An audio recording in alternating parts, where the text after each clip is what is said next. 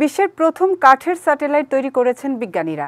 শুনতে অবাক লাগলেও জাপানের কিয়োটো বিশ্ববিদ্যালয় এবং লগিং কোম্পানির সুমিটোমো ফরেস্ট্রির বিজ্ঞানীদের দ্বারা তৈরি পরীক্ষামূলক এই উপগ্রহের নাম দেওয়া হয়েছে লিগনোস্যাট। বিস্তারিত থাকছে ডেস্ক রিপোর্টে।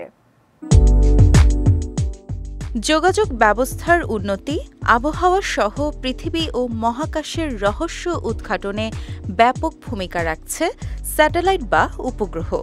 তবে এরও রয়েছে বেশ কিছু নেতিবাচক দিক, যার মধ্যে নজরদারি, কক্ষপথকে ঝুঁকিপূর্ণ করা, মহাকাশের পরিবেশ দূষণ অন্যতম।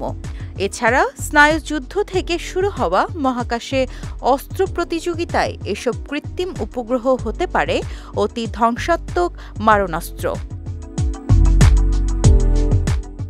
এবার বিশ্বের প্রথম কাঠের স্যাটেলাইট তৈরি করেছেন জাপানের বিজ্ঞানীরা। দেশটির কিয়োটো বিশ্ববিদ্যালয় এবং লগিং কোম্পানি সুমিটোমো ফরেস্ট্রির বিজ্ঞানীদের দ্বারা তৈরি এই উপগ্রহের নাম দেওয়া হয়েছে লিগনোস্যাট। বিজ্ঞানীরা বলছেন, কৃত্রিম উপগ্রহটি আগামী সেপ্টেম্বরে কেনেডি স্পেস সেন্টার থেকে মহাকাশে পাঠানো হবে, যা আন্তর্জাতিক মহাকাশ স্টেশনে আবদ্ধ হবে।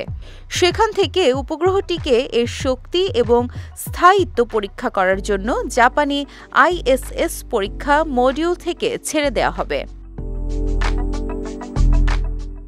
কিয়োটো বিশ্ববিদ্যালয়ের গবেষক টিমের প্রধান অধ্যাপক তাকাও দোই জানান, ধাতু দিয়ে তৈরি নয় এমন উপগ্রহগুলোকে মূলধারায় পরিণত করতেই কাঠ দিয়ে উপগ্রহ তৈরির চিন্তা মাথায় আসে তাদের। যে কৃত্রিম উপগ্রহটি তারা তৈরি করেছেন সেটি মেয়াদ শেষে পৃথিবীতে প্রবেশের সময় বায়ুমণ্ডলে প্রবেশের পর নিশ্চিহ্ন হয়ে যাবে ঠিকই, কিন্তু বাতাসে সেটির কোনো ধ্বংসাবশেষের অস্তিত্ব থাকবে না। নির্মাতারা বলছেন, যখন ডিভাইসটি বায়ুমণ্ডলে পুনরায় প্রবেশ করবে তখন কাঠের উপাদান সম্পূর্ণরূপে পুড়ে যাবে।